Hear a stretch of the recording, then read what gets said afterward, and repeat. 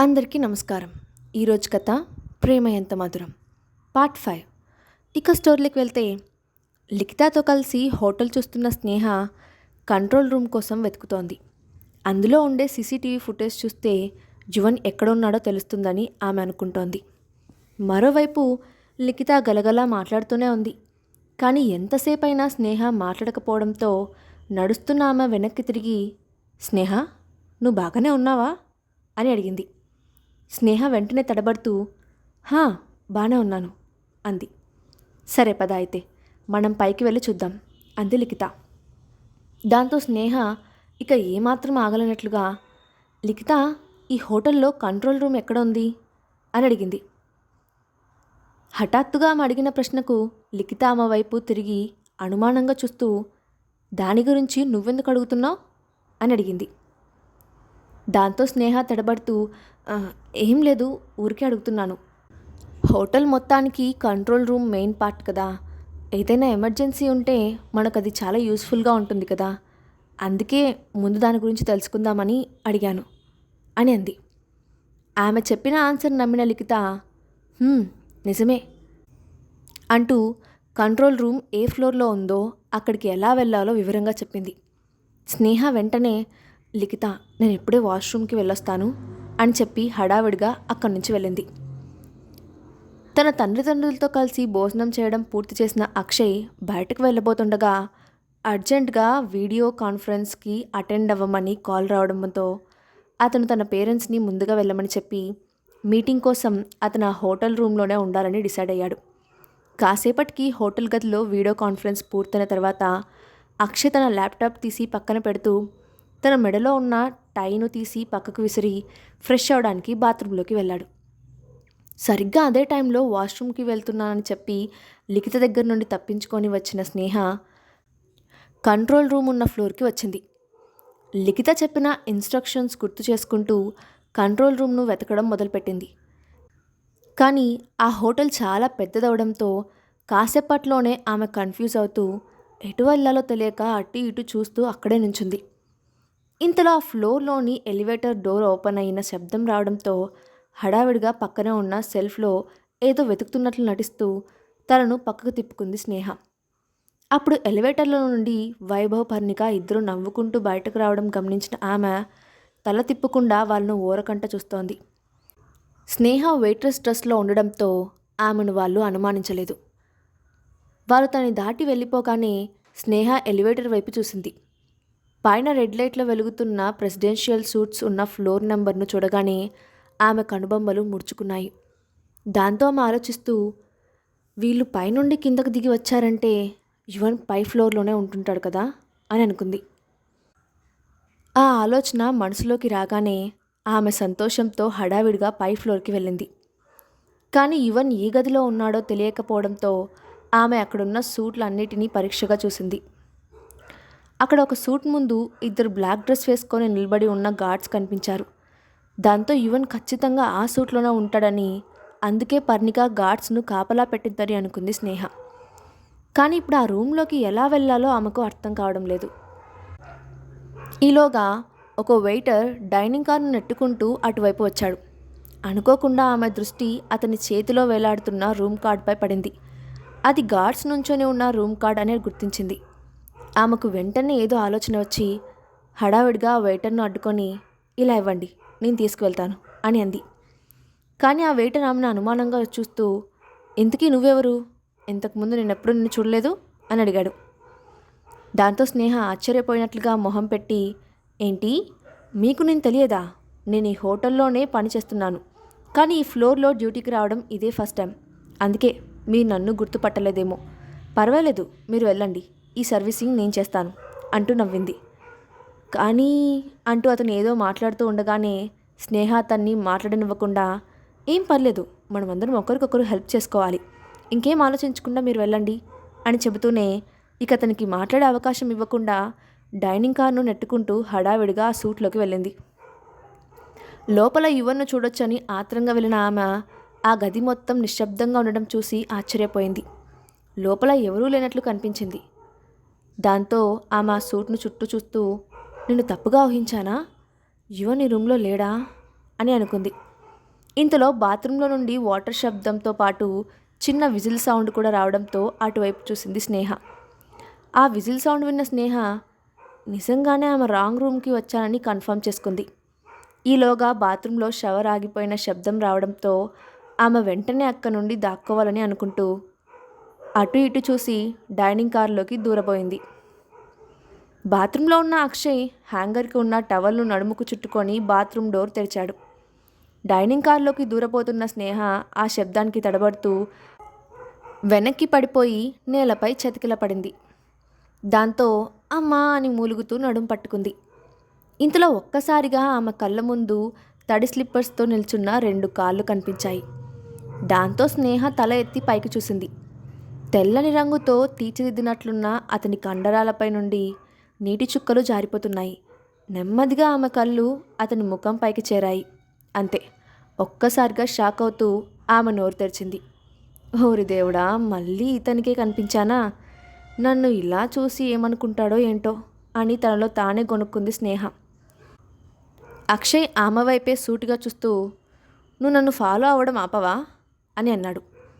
స్నేహ వెంటనే పైకి లేచి లేదు, ఇది నేను కావాలని చేయలేదు, అనుకోకుండా జరిగింది అని అంది. కానీ అక్షయ్ ఆమె మాటను పట్టించుకోకుండా మెల్లగా ఆమె వైపు ఒక్కో అడుగు వేయడం మొదలుపెట్టాడు. దాంతో స్నేహ కంగారుగా ఒక్కో అడుగు వెనక్కి వేస్తూ వెళ్తోంది. చివరిగా ఆమె గోడను ఆనుకొని ఇక కదలడానికి వీలు లేకపోవడంతో బెదురుతున్న కళ్ళతో అతన్ని చూసింది. అప్పుడు అక్షయ్ తన 2 చేతులను ఆమెకు చెరోవైపు గోడకు ఆనించి ఆమె కళ్ళల్లోకి చూస్తూ ఇదంతా అనుకోకుండా జరిగిందంటే నేను నమ్మాలా అని అడిగాడు.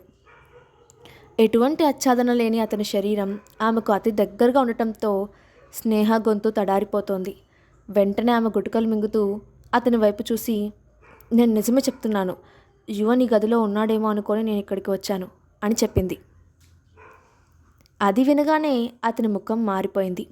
ఆమె కావాలనే తనను హెల్ప్ అడగడం కోసం ఫాలో అవుతూ వచ్చి యువన్ పేరుతో అబద్ధం చెప్తుందని అనుకున్నాడు. అతని ముఖంలో మారిన ఎక్స్ప్రెషన్ను గమనించిన స్నేహ చిన్నగా నన్ను వెళ్ళనివ్వండి అని అంది. ఈ గదిలోకి రావడం మాత్రమే నీ ఇష్టం, బయటకు వెళ్ళడం కాదు అని మొండిగా సమాధానం చెప్పాడు అక్షయ్. నిజానికి స్నేహను అంత దగ్గరగా చూస్తుండటం అతనికి నచ్చింది. కానీ ఇప్పుడు ఆమెతో మామూలుగా మాట్లాడితే ఆమె అక్కడి నుండి వెళ్ళిపోతుందని అనుకున్న అక్షయ్ ఆమెను బెదిరించైనా కాసేపు తన కళ్ళ ముందు ఉంచాలని అనుకున్నాడు. కానీ స్నేహ అతని చేతుల మధ్య నుండి బయటకు రావడానికి ప్రయత్నిస్తూ పక్కకు జరిగింది. అక్షయ్ వెంటనే మళ్ళీ అతని చేతులతో ఆమెను బ్లాక్ చేశాడు. దాంతో ఆమె అతని వైపు కోపంగా చూసి మీరేం చేస్తున్నారు మిస్టర్ అక్షయ్ అని అడిగింది. ఒక అందమైన అబ్బాయి గదిలోకి ఒక అమ్మాయి కోరి వస్తే ఏం చేయాలో అదే చేస్తున్నాను నవ్వుతూ అన్నాడు అక్షయ్. ఆ మాట విన్న స్నేహ చిన్నగా నవ్వి ఎక్స్క్యూజ్ మీ, ఇక్కడ అందమైన అబ్బాయి ఎవరున్నారో తెలుసుకోవచ్చా అని అడిగింది. దాంతో అక్షయ్ ముఖం మాడిపోయింది. వెంటనే ఆమె కళ్ళల్లోకి సీరియస్గా చూస్తూ ఏంటి, ఎగతాళి చేస్తున్నావా అని అడిగాడు. అతని సీరియస్నెస్ను ఏమాత్రం పట్టించుకొని స్నేహ లేదు మిస్టర్ అక్షయ్, నేను నిజమే చెప్తున్నాను, నాకిక్కడ అందమైన అబ్బాయి ఎవరూ కనిపించలేదు అంటూ అతని ఛాతీపై తన చేతిని పెట్టి అతన్ని వెనక్కి నెట్టింది. మొదటిసారిగా తగిలిన ఆమె చేతి స్పర్శతో అక్షయ్లో చిన్నపాటి లావ ఉప్పొంగినట్లయింది. దాంతో అతను ఏం మాట్లాడకుండా వెనక్కి జరిగాడు. స్నేహ వెంటనే డోర్ దగ్గరికి వెళ్ళి ఒక్క క్షణం వెనక్కి తిరిగి అతని వైపు చూసి ఒకవేళ మీరు అందంగా ఉన్నారని ఎవరైనా చెబితే వెంటనే నమ్మేయకండి, వాళ్ళు మీకు భయపడి అబద్ధం చెప్తున్నారని అర్థం చేసుకోండి అని వెక్కిరింతగా అంది. ఆ మాట వినగానే అక్షయ్ కోపంగా ఏయ్ నిన్ను అంటూ ఆమె దగ్గరకు వెళ్ళబోయాడు. అది గమనించిన స్నేహ టక్కున డోర్ తీసి బయటకు పారిపోయింది. అక్షయ్ వెంటనే డోర్ తీయబోతూ తన వంటిపై డ్రెస్ లేదని గుర్తు చేసుకొని అక్కడే ఆగిపోయాడు. డోర్ తీసి బయటకు పరిగెత్తిన స్నేహ అక్కడి నుండి వచ్చి గబగబా మెట్లపై నుండి కిందకు దిగుతూ హఠాత్తుగా లిఖితను ఢీకొట్టింది. లిఖిత ఆమెను విచిత్రంగా చూస్తూ స్నేహ, వాష్రూమ్కి వెళ్ళి రావడానికి ఇంత టైం పట్టిందా అని అడిగింది. దాంతో స్నేహ తడబడి అది అది హోటల్ చాలా పెద్దగా ఎటు వెళ్ళినా ఒకేలా ఉంది, అందుకే నేను కన్ఫ్యూజ్ అయ్యాను, ఇందాకటి నుండి నీకోసమే వెతుకుతున్నాను అని అంది. ఆ మాటకి లిఖిత ఆమెను అనుమానంగా చూసి సరే కానీ నిన్ను చూస్తుంటే పరిగెత్తుకొని వస్తున్నట్లున్నావు, ఇది ప్రెసిడెన్షియల్ షూట్స్ ఉన్న ఫ్లోర్ అని గుర్తుపెట్టుకో, ఇక్కడ చిన్న శబ్దం కూడా రాకూడదు, గెస్ట్లకి డిస్టర్బెన్స్ అవుతుంది అని అంది. అది విన్న స్నేహ సరే అంటూ వినయంగా తల ఊపి ఆమె వెనక్కి కిందకు వెళ్తూ వెనక్కి తిరిగి ఫ్లోర్ వైపు చూసి యువన్ ఇక్కడే ఉన్నాడనేది మాత్రం నిజం. రేపు మళ్ళీ వచ్చి యువన్ ఉన్న రూమ్ కనిపెట్టాలి అని అనుకుంది. గదిలో ఉన్న అక్షయ్ డ్రెస్ చేసుకొని రెడీ అవుతూ అక్కడి నుంచి వెళ్ళిన స్నేహ గురించి ఆలోచిస్తున్నాడు. ఇంతలో హఠాత్తుగా ఆమె వెయిట్రెస్ డ్రెస్లో ఉన్నదన్న విషయం గుర్తొచ్చింది. దాంతో అతను డోర్ తీసి బయట ఉన్న గార్డ్స్తో ఇంతకుముందు ఈ రూమ్కి వచ్చిన వెయిట్రెస్ ఎవరో డీటెయిల్స్ కనుక్కోండి అని చెప్పాడు. ఓకే సార్ అంటూ అక్కడి నుండి వెళ్ళిన గార్డ్ 5 నిమిషాలు తిరిగి వచ్చి సార్ ఆమె ఇక్కడ కొత్తగా రిక్రూట్ అయిన స్టాఫ్ అని చెప్పారు అని అన్నాడు. అది విని అక్షయ్ ఆలోచిస్తూ స్టాఫ్గా రిక్రూట్ అయిందా, అసలు ఈమె ఏం చేస్తోంది అని అనుకున్నాడు. ఇంతలో అతని ఆలోచనలు బ్రేక్ చేసేలా పక్కనున్న సూట్లో నుండి ఏదో పెద్ద శబ్దంతో కింద పడిన సౌండ్ వినిపించింది. ప్రెసిడెన్షియల్ సూట్లో అంత పెద్ద సౌండ్ ఎందుకు వస్తుంది అని అనుమానంగా ముఖం చిట్లిస్తూ వెళ్ళి ఆ శబ్దం వచ్చిన రూమ్లో ఏం జరుగుతుందో చూడండి అని గార్డ్స్తో చెప్పాడు. దాంతో బాడీగార్డ్స్ వెళ్ళి పక్క సూట్ డోర్ బెల్ కొట్టారు. అప్పుడు అందులో నుండి ఒక వ్యక్తి బయటకు వచ్చి గార్డ్ను చూసి ఏంటి విషయం అని అడిగాడు. సరిగ్గా మళ్ళీ అప్పుడే గదిలో ఏదో పడిన శబ్దం వచ్చింది. దాంతో గార్డ్ సీరియస్ అవుతూ లోపల ఏం జరుగుతుంది, ఇంత పెద్ద సౌండ్స్ వస్తే అందరికీ డిస్టర్బ్ అవుతుందని తెలియదా అని అడిగాడు. ఆ మాటకు ఆ వ్యక్తి కొంచెం ఇబ్బందిగా నవ్వి సారీ, లోపల చిన్నపిల్లాడున్నాడు, కొంచెం అల్లరి చేస్తున్నాడు, నేను చూసుకుంటాను, ఇక సౌండ్స్ రానివ్వను అని చెప్పాడు. అదేదో త్వరగా చూడు అని గార్డ్ అక్కడి నుండి వెళ్ళిపోతుండగా లోపల నుండి మీరెవరు, నన్ను వదలండి, మా మమ్మీ దగ్గరకు వెళ్ళాలి అంటూ పిల్లాడు అరుస్తున్న శబ్దం బయటకు వచ్చింది. దాంతో గార్డ్ ఆ గదిలో ఉన్న వ్యక్తి వైపు అనుమానంగా చూశాడు. అది గమనించిన అతను నేను చూసుకుంటాను సార్, ఇంకోసారి మీకు ఇబ్బంది కలగదు అంటూ హడావిడిగా డోర్ క్లోజ్ చేశాడు.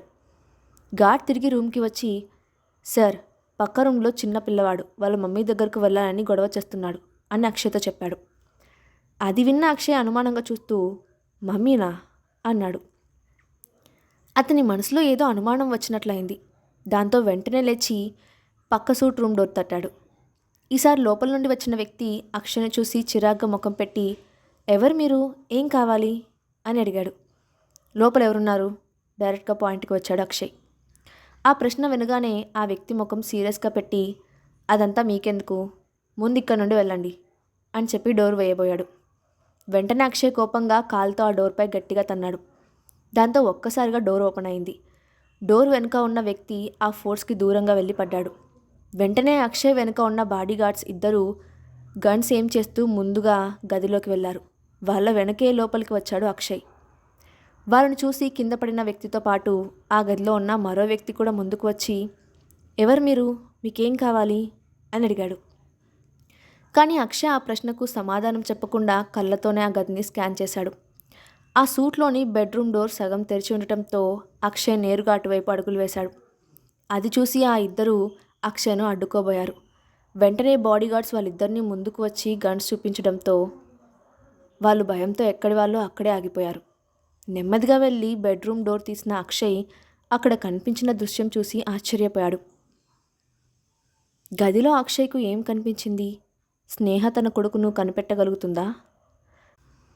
నెక్స్ట్ పార్ట్లో చూద్దాం. అండ్ ఈ స్టోరీ అప్డేట్ ఎలా ఉందో కింద కామెంట్ బాక్స్లో మీ ఒపీనియన్ని షేర్ చేయండి. Thanks for watching.